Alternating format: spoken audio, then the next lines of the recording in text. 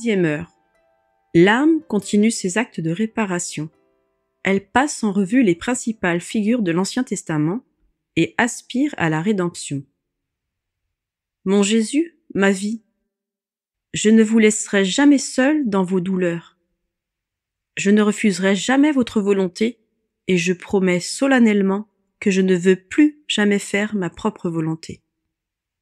Aussi, je l'attache au pied de votre trône pour que je ne puisse plus avoir à marchander avec elle. Elle vous offrira une réparation profonde et continuelle pour la rébellion commise par Adam et Ève contre votre volonté adorable.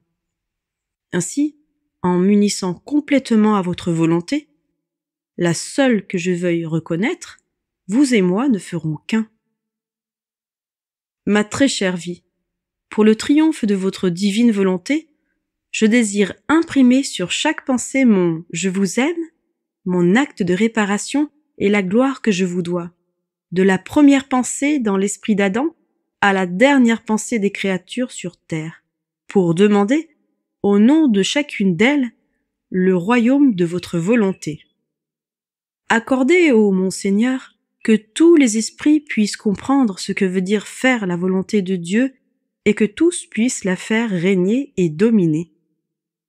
Je veux sceller chaque regard de vos créatures et chacune de leurs paroles avec mon « je vous aime », avec ma réparation et avec le souffle que je prends de votre royaume.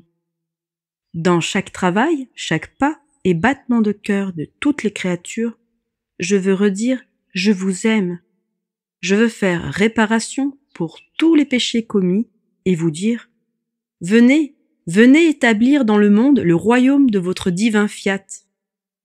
Me conformant à votre divine volonté, je veux compenser pour toute la gloire et l'amour que les créatures auraient dû vous donner si elles avaient vécu dans votre volonté.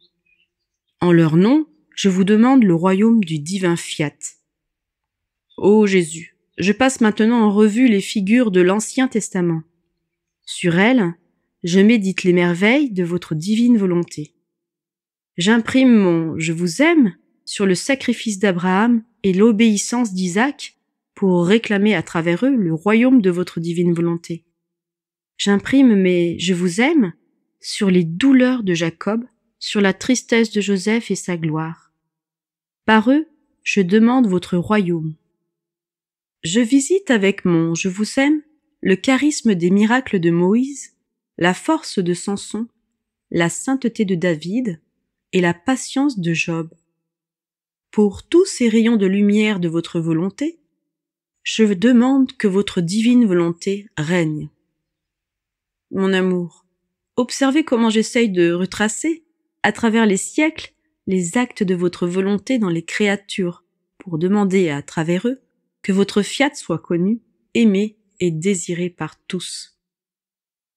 Jésus, ma vie, je vois que votre adorable et divine volonté se rapproche toujours de plus en plus des créatures. Jetant ses rayons de lumière, elle éclaire les prophètes et leur révèle votre venue sur la terre, indiquant le temps, la place et les circonstances qui l'accompagneront. Ô Jésus, survolant chaque prophète et chaque révélation que vous faites, je les enveloppe de mon « je vous aime, je vous bénis, je vous remercie » et je demande qu'advienne le royaume de votre volonté. Chaque promesse que vous avez faite, chaque révélation que vous avez manifestée au sujet de votre descente sur la terre était un engagement que vous preniez. Ainsi, le royaume de votre volonté était aussi lié au royaume de votre rédemption. Pourquoi ne vous hâtez-vous pas, mon amour?